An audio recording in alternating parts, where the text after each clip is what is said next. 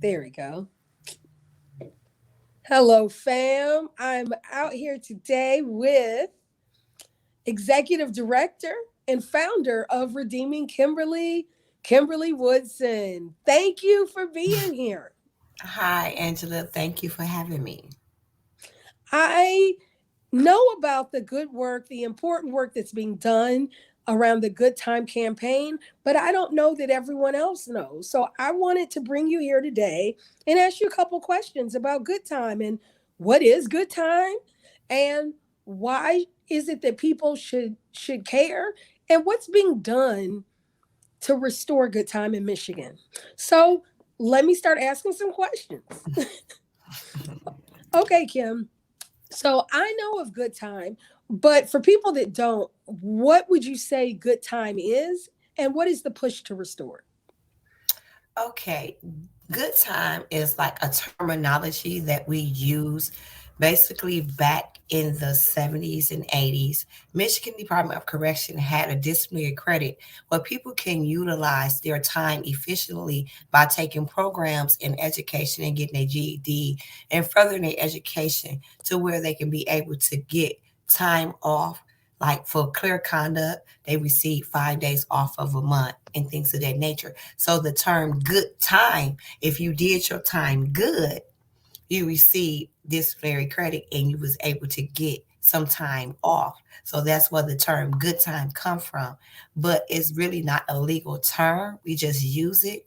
It's actually being able to restore back to the residents of MDOC a method in which they can work on themselves, really rehabilitate themselves, make corrections about corrections, and allow them to not just be stagnated sitting there warehouse in the Department of Corrections. And right now, truth is sentences, because of the lack of programming and the mandatory they have to complete they front, they're doing 125% of their time. So if they got a 5 to 10, they're doing approximately 7.5 years more unnecessary. And that is a strain on the taxpayer. And also, it's a strain on the psyche. Once somebody has been found guilty of a crime, we supposed to say, you are on timeout. Do whatever you need to do to correct your behavior and come back into society and be once amongst your fellow citizens and act accordingly. If you house them in a animal like environment and just put them in cages, don't work on their mental, don't work on their emotional, don't work on the person, period. You have to enhance that. And when you the good time initiative that I'm trying to put back on the ballot in November, it's a ballot drive. We have a petition that's out. Good time. You can look it up on the website down below. All the information is there. Please sign up. We need volunteers to train to be petition gatherers. I know we had a lot of petition gatherers back in 2000. However, those signatures that we gather is non and void now. So we need to rally our troops. We need to come out. I personally will be at the Church of Nazarene tomorrow after I have a wonderful message. I'm gonna be there hoping to collect signatures. So like minds that will understand that Department of Correction is missing the redeeming part, the redeeming quality. We send them so that they can redeem their actions. Let's give them the necessary tools to allow that. And I know I went off track, but we can go back to your questions. Yeah. So how is it that you are so invested in this work? Because I know Good Time is very near and dear to your heart, and it's something that you've been campaigning for several years now. Would you mind sharing a little of your own story, your own journey to how you got to this point right now? Well, I am a returning neighbor. I went to prison at the age of 17. Well, shortly after my 18th birthday, I was sentenced to a mandatory life sentence for first degree felony murder as a juvenile. And because of the Supreme Court changed the law and made it unconstitutional, I received a second chance in life. I tell people that was my first chance because I never had a first chance to begin with. the odds were stacked against me from the beginning. And once you enter the system, it's so hard to get out and stay out. And good time, I benefited from a lot of programs when I first went in '88. They had all kind of options. And although as a lifer, good time didn't apply to me, the programming, I benefited that. The woman that you see today is a product of those rehabilitation programs that they allowed me as an individual to grow and thrive in a hostile environment. And those things are taken away and they need to be put back into place. Tell me a little bit. What are some of the programs that really benefited you, and helps bring you to? I mean, being a founder and executive director of Redeeming Kimberly, as well as your work with other organizations. Talk to me. Well, I took a lot of self help groups. Believe it or not, I went to AANA and I didn't have those problems. But addiction is about behavior modifications. And once I caught on to that and I started going to school, I got my bachelor's degree in behavior science, and I just began to study the behavior because I wanted to understand what behaviors led me to a place where I felt like society no longer wanted me or wanted to give me the opportunity to come home to prove that I was worthy. What kind of society and what behaviors did I demonstrate as an individual that made you feel at 17 I was no longer worthy to be a part of society? So I worked on Kimberly and I took advantage of all kind of self-esteem groups. They had like religious groups and programs that I attended, psychological groups. I attended individual counseling, group therapy. I took up advantage of a whole lot of groups that they don't offer now because there is no reason to, because MDOC is in the business of warehousing now because of lack of fund, lack of staffing, lack of volunteers, a lack of a lot of resources. It's like truth in sentencing has raised the bar so high for so many different things that it's like a vampire. It's sucking the life out of any opportunity for someone to enter in the MDOC and come home whole. They can't. They're just sitting there without meaningful opportunities to really work on themselves. Now, some people may have heard the term truth in sentencing, but what does that mean? And where does that fall into the work to restore good time? Truth in sentences is a lie that we were told that will eliminate the need for the parole board. They voted it in because they felt like individuals was like it wasn't partial enough to assess everybody's situation individually and work it out. So we wanted people to say, where if you have 5 to 10, you going in, you know you're doing 5 and you coming home. Well, that's not the case. The parole board still have jurisdiction over the release of the individuals that's inside the MDOC. So if they don't meet the qualifications and the recommendation first handed down to them after sentencing and upon entering in MDOC through certain programs, and because they are scattered about within the all of the MDOC prisons, and I believe it's about 30, they scattered about. And remember, it's only one female prison, one In the whole state. in the whole state. And so every individual that is sentenced to prison as a female is sent to that one location. And they are in lack as well. That's why we have been rallying at the Valley. We did it on the 2nd. We did it on January the 16th. And we will be back on the 12th of this month. And we will be back every month until they do something about the women. But that's another story and that's another fight. But as you can see, I'm passionate because I spent almost 29 years in that environment. And the fact that when I came home a year later, they had the audacity to send me a timesheet and said, here's your new timesheet after calculating your good time because you qualified. Because when I got sentenced to a term of years, I now qualified for good time at that point because when I got sentenced in '88, I fell up under proposal B and not truth in sentencing. So they sent me a timesheet and it said that I was supposed to be able to go home in April of 2012. This was 2018. So, what were you doing from 2012 to 2018? I was in captivity. However, it did not apply to me. And it made sicken me. And it broke my heart to smithereens. And I began to wonder how many people can come home and how many people have walked down 5 unnecessary years if we just restore good time and let it apply to everyone.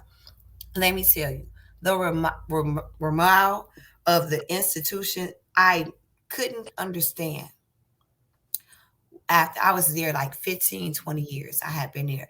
And I couldn't understand why these ladies was having suicide pacts, why they were killing themselves. And they had like less than 5 years, less than 10 years. They had less years than I had already walked down. And I could not understand why.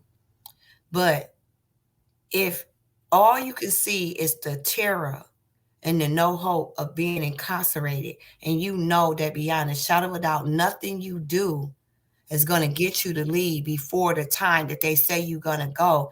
And if you don't feel you have it in you to make it, what other resources do you have? Truth and sentence have taken away the people's hope. And basically, you're saying that whether I'm good, bad, or just plain indifference, you're going to count me in this warehouse for the next 5 years, no matter what I do to improve myself. And even if I become worse, you're still going to release me. Oh, my bad. If I act up, you add more time to my friend. But if I do good, I'm stuck with what I got. Where's the incentive? Where's the hope? And I And know this is not supposed to be a good place. how important is hope when you're in that situation? It's everything. It's everything. I went in, right shortly after my 18th birthday, I was sentenced to a natural life sentence. I went in 6 months pregnant into the Valley, Huron Valley Women's Facility. If I did not have hope that one day I might leave, I could have killed myself and an innocent baby that I was carrying when they gave me the natural life sentence for a crime that I wasn't even there. I was never at the scene of the crime, never had a ticket, and you threw away a 17-year-old kid. My story is not unique. It's not special. There's a lot of people that's in there. I've ran across a lot of innocent people in the innocent integrity unit that Kim Worthy started. Shows that all those people that has been released, that there's people in there that's been falsely accused. It's not like a society have not seen that there's innocent people locked up. There's been innocent people that has died on death row. So hope is very important. You got to have hope.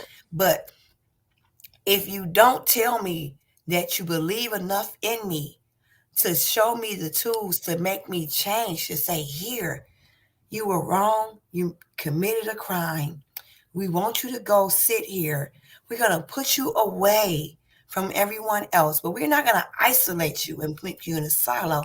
We're going to help you get to the root of why you did that act, why you transgression against society's norm. We're going to put you away and we're going to put you in this place. And it's not supposed to be hell on earth. It's not supposed to be somewhere where people are being raped. It's not supposed to be somewhere where a young boy who has no gang affiliation got to be afraid to go to the shower. It's not supposed to be places. These young peoples in these young minds is supposed to have hope that when they enter this correctional facility, they really gonna be corrected. They really gonna have a better future. And they're going to leave this place better, enhanced, and enriched. But I guarantee you, if you take a poll of the returning neighbors, 99% of them will tell you that MDOC and their correction methods made them worse, made them more traumatic, made them have more experiences. And the only way they made it out is by the sheer determination, or even sometimes the hatred of what everything has happened to them. Fuse them that they refuse to give up and refuse to lay down and die. But we got to do better. We have to give people hope, and restoring good time give people hope that they can be redeemed, that there is a better tomorrow. But mainly, if I make a mistake and I admit and owned up and held accountable for it, that you would stand with me and help me be better. Not just count me.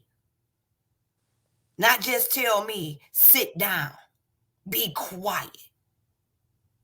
Yeah, you just saw me rape that person. You lucky it wasn't you. Those is the kind of things that a kid should not experience. And So I that's the kind of stuff you understand saw. why they're killing themselves. And it's only because my belief in God Almighty, my belief that carried me through.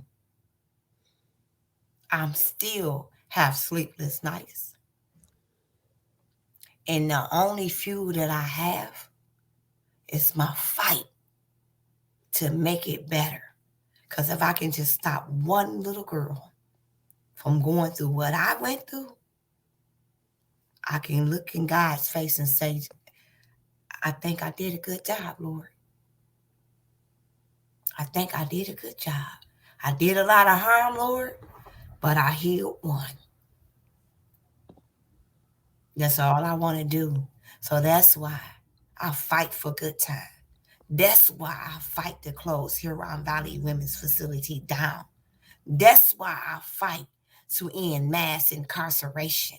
That's why I fight the school to prison pipeline, because I was a victim of that.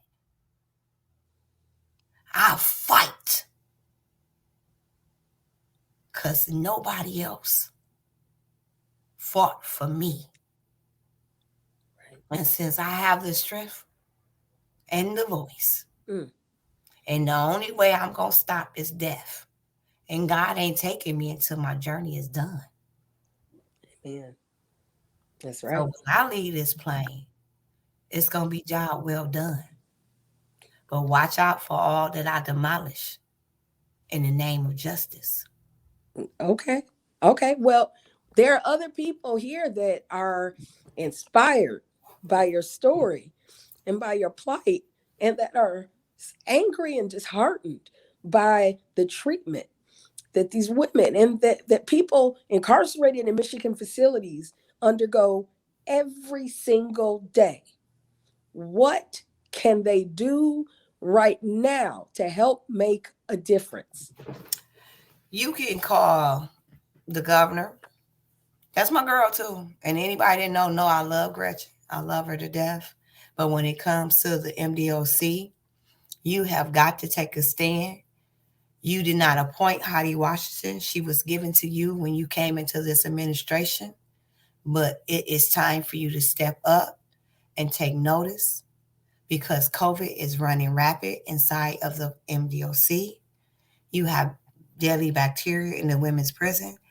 You have guards losing their jobs because they're complaining about the treatment of the women and speaking up against sexual abuse.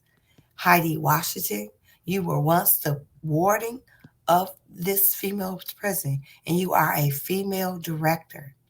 I beg of you to do what's right and tell the truth at the next congressional hearing, because Tuesday, those white lies were not good enough for us. You can tell those who have never been inside those pretty white lies that you put in a package and you wrapped up nicely and you tried to hand to them in that hearing. But they told you to go back and come again. So I'm thankful to the Lord that he's revealing to everybody that 2020 has been an eye-opening experience on a lot of injustice in our penal code, not just in Michigan, but in the United States. Michigan, there are 30 something other states out of the 50 that offer an opportunity at a humane approach at rehabilitation. What is the harm if you truly love your people, all your Michiganicans? Then you will allow all of us to be whole, to be healthy, and those returning neighbors want to come back to the state and be positive role models, taxpaying. We are proud to be Michigan. We proud to be in this state. We made a mistake. It's going to cost us our life. Michigan don't have the death penalty, but your people are dying in COVID in there. They are dying at the same alarming rate as Michiganders are dying in the state. Check the parallel. There is no way that 33,000 individuals should have a high death rate. Do the math, do the collision, and see. It's a pandemic inside of a pandemic. MDOC needs attention now. Please reach out to your local officials. Reach out to the people that you voted into action. Let them know you support them in a congressional hearing. Let them know that you are watching, but most importantly, your voice is your biggest weapon that you have. Join my fight to restore good time. No, it will not end the deaths of COVID, but it can start our way on ending mass incarceration. It can help us work with the ones that's inside to work on themselves. It's an initiative for self. Let's show the rest of the country that Michigan is in the redeeming business. Michigan, we know how to pick those up who fall. We know how to make things right. Let's be the first, Heidi. Let's be the first, Madam Governor. So I know that you are going to be talking tomorrow about good time, and there's a petition. I would love it if you could just tell folks a little bit about what is this petition that you're asking folks to sign, and will a petition make any difference with what is happening? Yes, I do have my good time petition. It's a ballot initiative drive, and you can find it. Again, you look below. It's on the website. Go to there, and please, what you can do now is you can sign up to be a volunteer to learn how to gather signatures. I need 500,000 signatures by May, and I want to put it on the November ballot. And also, if you want to help me, let your people that is in the county jail that has not been convicted know that they have a right to vote too. This matter matters to them. And it will be so powerful for someone who knows they're about to be sentenced to a term of years to have the power to say, I want to determine how I do my time, and I want to have programming so that I can come out better than what I am now. That's powerful. And that's why the people don't want us to know who have the power to vote and who don't have the power to vote. And if you don't want any information, you can go to VAX website. Angela, you Yes. have affiliation with VAX. Do you happen to have that website handy for me? Because I have to wear 1,001 hats. And Mhm. also, I will be amiss not to mention my day job, Michigan Liberation. It's the reason why I have the opportunity to fight for good time. It is the reason why I am able to swing that sword towards the injustice. I am the campaign director for Good Time, and it is awesome. I mean, campaign organizer. I keep getting all my titles mixed up. Please forgive me. Yes, and I have added votingaccessforall.org Thank you. back down here at the bottom so that people can find out more about not just Good Time, but the work that's being done, so that people who have felonies, people who were formerly incarcerated, people who may be incarcerated I want all now, of them to vote. but haven't, if you're incarcerated now, but you have not been sentenced, you can vote. Am I right? Yes, and I want them to vote before they get sentenced. Not that I want anyone to get sentenced, but when you're in the county, you're gonna get in it one or two ways. Your case is gonna either get adjudicated or you're gonna unfortunately go to MDOC. I want those people that have the power and the voice that don't know they have the voice to know that they have the right to be able to vote Good Time in. But in order for them to do that, I need the people that's out here that love them to help me push this ballot drive. Help me collect these signatures. I will be at the Church of Nazarene tomorrow for the wonderful service from Pastor Kevin Harris. His church is 901 Melbourne in Detroit, Michigan. I will be there. I will also be at other locations. You can check redeemingkimberly.com and for locations where I will personally be there to gather signatures myself. And also, I will also keep posted on the other events that you will be able to go to and be able to get the signatures. If you would like to learn how to be a collector for signatures, please go to the website, push that volunteer vote. And if you don't have time for volunteer, but you want to throw a couple of dollars that way to buy print more petitions, hit donation.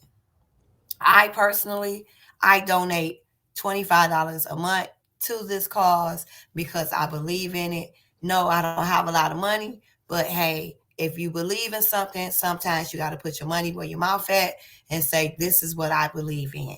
So I want to challenge all my returning neighbors, at least put $5 a month for this cause because you, those who benefited from Good Time, you know the benefits. Those who didn't and wish they had, you know what those that are inside, we want to give them every fighting chance that they can get. This COVID-19, it keep mutating and mutating and mutating, and we don't know how many more months or years that we're going to have to deal with this. However, what I do want people to know that inside of the correction facilities, it is not getting any better for them. It is not getting the relief that we can have in and out here in society. They cannot run to a doctor or they cannot go get tested if they think they're sick. And they cannot self isolate if they think they got it. They have to sometimes be in the room with 7 other people. So the spread is real. The pandemic inside the pandemic is real. We have to start doing something now.